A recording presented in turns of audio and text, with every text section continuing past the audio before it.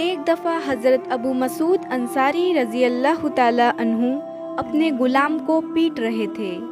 اتفاق سے رسول اکرم صلی اللہ علیہ وسلم اس موقع پر تشریف لے آئے اور آپ صلی اللہ علیہ وسلم نے غمگین ہو کر فرمایا، اے ابو مسعود، اس غلام پر تمہیں جس قدر اختیار ہے، اللہ تعالیٰ کو تم پر اس سے زیادہ اختیار ہے۔